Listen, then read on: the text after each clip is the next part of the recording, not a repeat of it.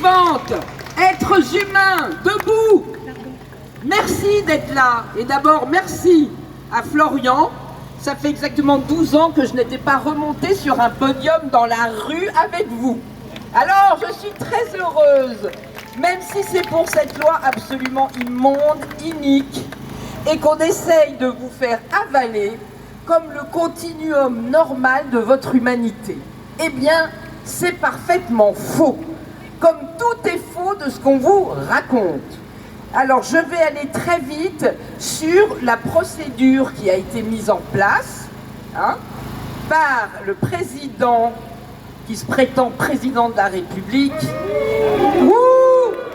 a été placé là, comme vous le savez, par des gens qui dirigent vraiment à un échelon bien supérieur sur la planète, et qui était arrivé avec déjà une autre loi de destruction de la vie, qui était celle, sous le vocable faussé de PMA pour toutes, de supprimer votre procréation naturelle. Je vous rappelle que nous nous sommes battus pour ça, et je pense qu'il y avait beaucoup de gens déjà qui étaient là, même si tout le monde ne s'en était pas aperçu à l'époque. Puis ensuite, il y a eu le fameux Covid, avec ces injections déjà, qui servent à changer beaucoup de choses, mais pas du tout à soigner un truc qui pouvait être parfaitement soigné par ailleurs. On est tous d'accord. Et là encore, j'applaudis Florian Philippot et les patriotes qui étaient les seuls à aller dans la rue. Et je me souviens de cet été 2020-2021 où je suivais de loin, mais je suivais de tout cœur. Et aujourd'hui, on arrive à la phase terminale, c'est le cas de le dire. Écoutez, mes amis, comment se fait-il qu'on vous explique que c'est une nécessité absolue de décider de vous donner la mort par vous-même, c'est-à-dire de vous suicider, avec le remboursement de la sécurité sociale, sous prétexte que vous souffrez 1000 maux, alors que depuis 1999, vos souffrances sont soignées par les soins palliatifs. Alors, nous sommes sous le ministère feu de la santé, le ministère maintenant de la mort, qui va bientôt être celui où les médecins seront des thanatopracteurs. J'ai pas honte de le dire. Oui, bourreaux si vous voulez, on va pas aller jusque-là non plus. Mais je vous rappelle que la loi, et d'ailleurs c'est tellement vrai qu'ils vont encore l'améliorer, ça c'est une très bonne chose, que la loi de soins palliatifs vous permet aussi d'abréger vos souffrances quand vous êtes à l'extrême moment de votre vie. Ça s'appelle, retenez bien, la sédation profonde et continue jusqu'au décès. De quoi on nous parle alors?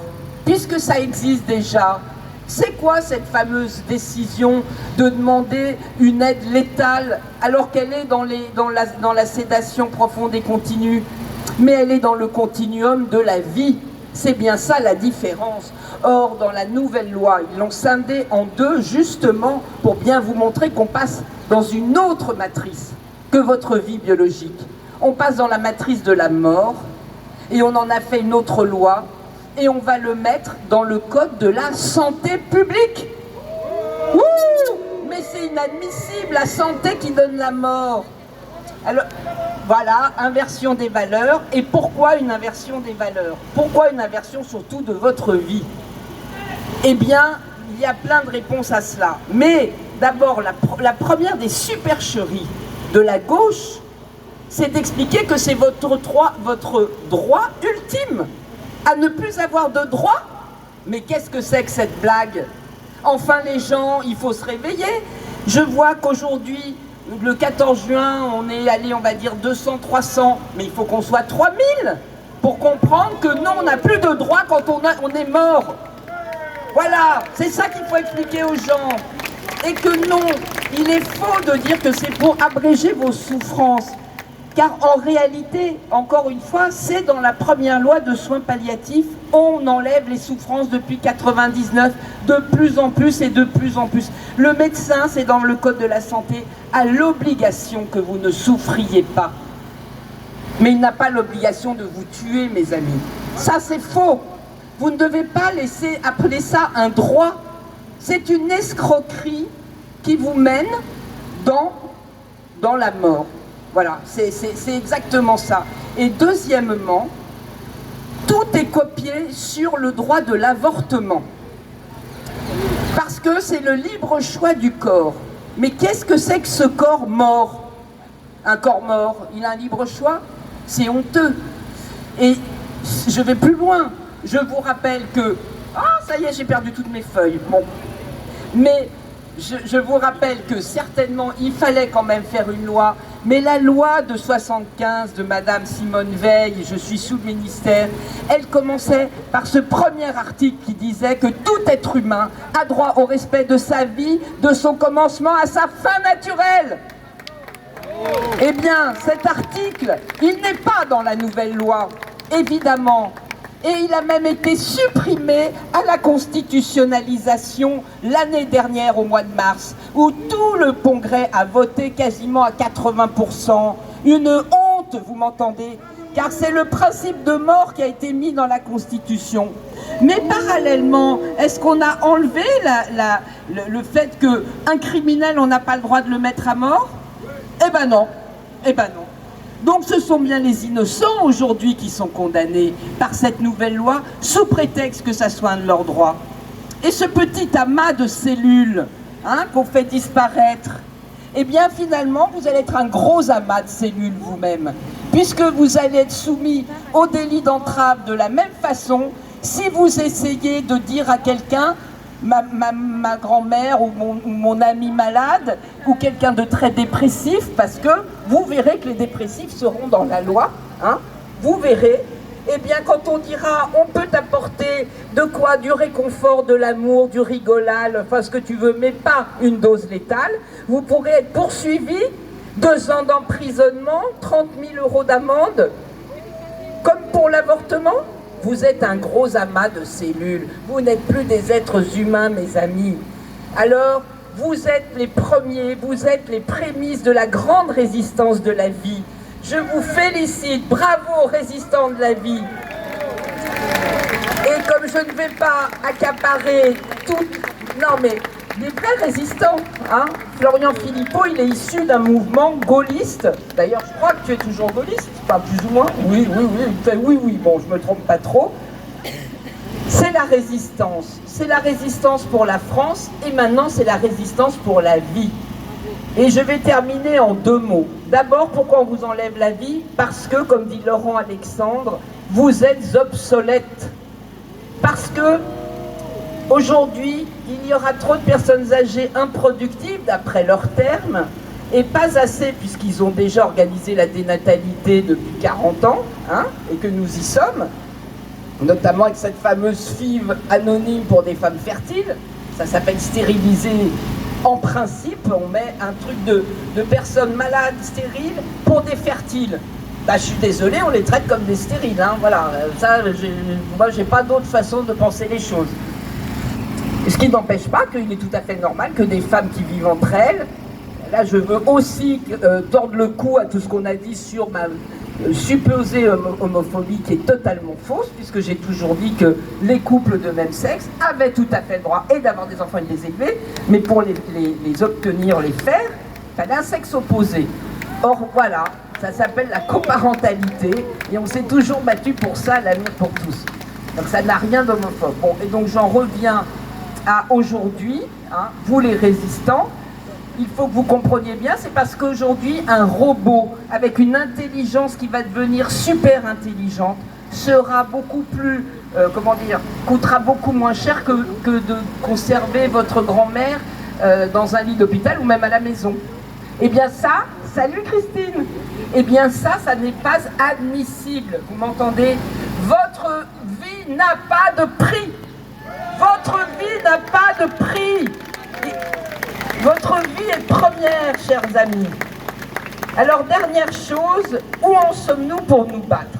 On nous a dit qu'au Sénat, ça arriverait en septembre-octobre. Eh bien, la loi est déjà à la commission du Sénat. Ils ont déjà auditionné monsieur Jean Leonetti, qui est le père des soins palliatifs et de la sédation profonde et continue jusqu'au décès, qui peut provoquer le décès. Et d'ailleurs, je vous rappelle que en soins palliatifs, les médecins vous disent, si vous faites un bolus de plus de morphine, vous pouvez y passer. On le sait. Et ça se passe quelquefois. Et on n'est pas poursuivi. Alors de quoi nous parlons-nous? De quoi est-ce qu'il nous parle? Si vraiment on n'en peut plus, on sait très bien qu'en palliatif, la sédation, elle peut hâter le décès. Donc, pour vous dire que c'est la deuxième loi qui ne va pas, qui vous fait sortir de votre humanité naturelle, parce qu'en fait, vous êtes surnuméraire et obsolète. Donc ça n'est pas admissible, et aujourd'hui, c'est au Sénat que ça va se jouer. Or, il s'avère que les sénateurs sont plutôt plus majoritaires au Sénat qu'à l'Assemblée nationale pour être contre, puisqu'il y a plus quand même de LR qui ont pas mal voté quand même, hein, et même si le RN a été très défaillant, il y a eu 19 pour, il y a quand même eu 101 contre, enfin je sais pas combien, enfin beaucoup. Mais il faut absolument regarder la constitution du Sénat, et mesdames, mesdemoiselles et messieurs, c'est dès maintenant qu'il faut leur écrire et leur dire que vous avez compris. Parce que c'est maintenant, ils vont vouloir que les vacances vous endorment, et ça passera en septembre ou en octobre quand vous ne serez plus encore là-dedans. Surtout avec la guerre qui vient. Or, pour faire mourir, il y a deux façons. On fait la guerre ou on fait la loi. Mais la loi, c'est la première et c'est inadmissible. Donc, les sénateurs, on leur écrit. Si vous voulez les adresses, tout ça, vous pouvez venir sur notre site, vous viendrez me voir, on vous donnera les adresses. Et puis surtout, vous travaillez votre entourage, expliquez-leur tout ça. Non, c'est pas vrai, la maladie de Charcot n'est pas la seule raison de faire une loi générale, une loi universelle de suicide euthanassique. Non, c'est un non catégorique. Comme a dit Marie tout à l'heure, il fallait qu'on préserve nos grands-parents, et maintenant il faut qu'ils passent carrément à la casserole. Mais ça va pas, non? Voilà. Alors, je ne vais pas aller tellement plus loin, je vais juste vous dire que c'est la plus grande affaire de l'histoire de l'humanité, celle qui décrète que sa propre société va mettre à mort ses enfants. Ça n'est pas possible. C'est la fin de l'espèce humaine légale. Je pèse mes mots. Donc, ça n'est pas possible, et donc, on ne laissera pas le robot prendre notre place, parce que nous resterons d'abord vivants. Merci.